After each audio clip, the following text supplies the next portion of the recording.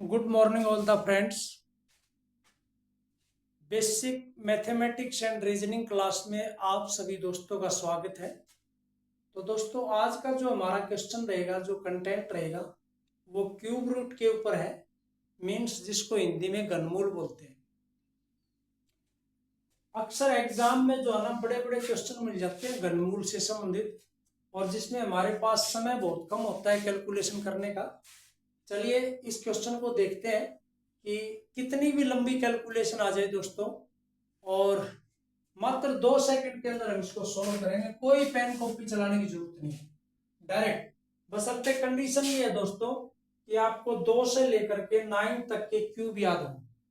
जैसे 2 का होता है 8, 3 का क्यूब 27, 4 का क्यूब 64, 5 का क्यूब 125। ये जो आपको 9 तक के क्यूब याद हो दोस्तों, उसके बाद आप कितने भी बड़ी संख्या हो, कितने भी अंकों की हो, तो आप उसका क्यूब रूट जो है ना, बड़ा आसानी से फाइंड आउट कर सकते हो। एक तो हम स्कूल का मेथड होता है, जैसे प्राइम फैक्टर से निकालना या फैक्टराइजेशन मेथड से। हम ऐसा कोई भी मेथड यूज नहीं करेंगे, डायरेक्ट मेथड यूज करेंगे।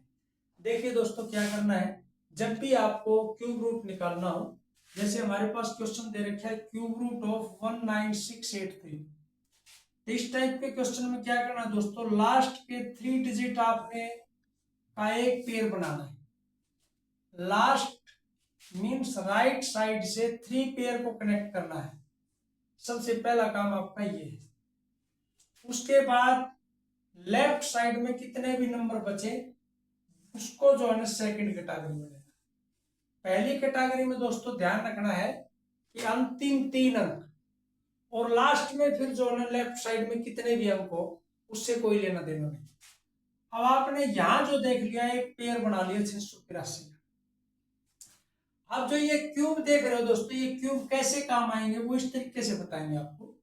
जैसे आपने देखना है सिर्फ यूनिट प्लेस, मतलब इकाई अंक क्या है, तो आप देख पा रहे हो यहाँ पर जो इकाई अंक है दोस्तों वो 3 है।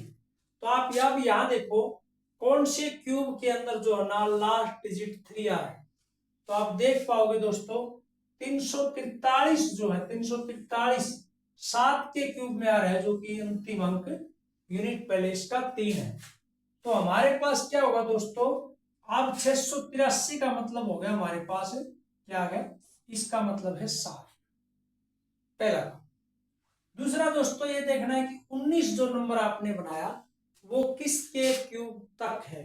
या हमने जो आप देखोगे 19 जो है दोस्तों 27 से कम है, यानी कि किसके क्यूब तक है, 8 तक के क्यूब, सॉरी 2 का क्यूब के अंदर आता है 8, जो कि 27 से छोटा है। तो आपने यहाँ क्या लेना दोस्तों, तो आपका जो राइट आंसर बनेगा वो सी ऑप्शन बनेगा दोस्तों 27। तो उम्मीद करता हूं दोस्तों ये समझ में आया होगा। और एक क्वेश्चन और ले लेते हैं, थोड़ा सा और क्लियर हो जाएगा। जैसे आपने क्यूब रूट निकालना है, और मैं एक बार अंदाजे से कोई भी संख्या ले रहा हूं, आप अपने हिसाब से ले लेना। जैसे मैंने ये ले लिया, तो इसके अंदर क्या है कि आप लास्ट के 3 डिजिट देखो दोस्तों, 472। 472 में ये कंप्लीट नहीं है दोस्तों, मैं एक सिर्फ रफली बता रहा हूं आपको। 472 के अंदर जो है ना 2 आता है यूनिट पहले से। अब 2 देखो किसके क्यूब में आ रहा है दोस्तों, तो आप देखोगे 512, जो कि 8 के क्यूब में आ रहा है। तो आप 472 की जगह आप क्या लिखोगे, 8 लिखोगे, आपका काम खत्म। सेकंड के अंदर आता है दोस्तों 385। अब 385 जो वो किसके क्यूब के पास है या किसके क्यूब में है, तो आप देख पाओगे दोस्तों 385 जो है वो 512 से छोटा है। तो हमें क्या लेना पड़ेगा, यहाँ 7 का क्यूब में यहाँ आपको 7 लेना पड़ेगा। तो आपका राइट आंसर क्या आ जाएगा, 78 यानी 78। ये मैंने एक रफली आइडिया दिया आपको। और एग्जैक्ट एक और देख लेते हैं दोस्तों क्वेश्चन, जो कि क्यूब रूट का ही ले लेंगे।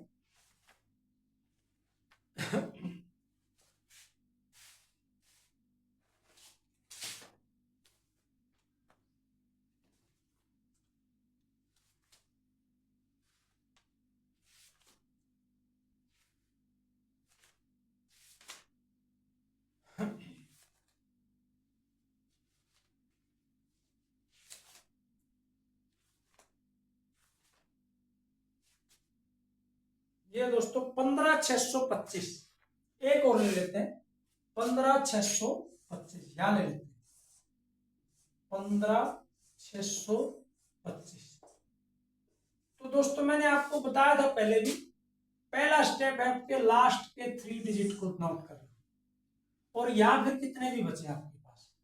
अब आपको पता है 625 के अंदर जो इकाई का अंक है वो क्या है दोस्तों, 5 है।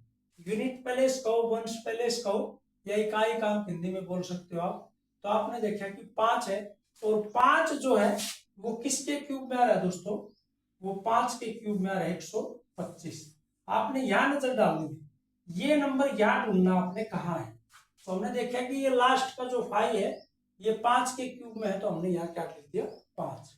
अब लास्ट देखो दोस्तों 15 जो आप देखोगे, 15 जो वो किसके क्यूब के पास में है, तो आप देखोगे 8 और ये है 27। 27 हमारा बड़ा हो जाएगा, 8 छोटा है, तो हमने छोटे को रखना है। तो 8 जो है किसका क्यूब है दोस्तों, 2 का। तो हमारा आंसर क्या आ जाएगा 25।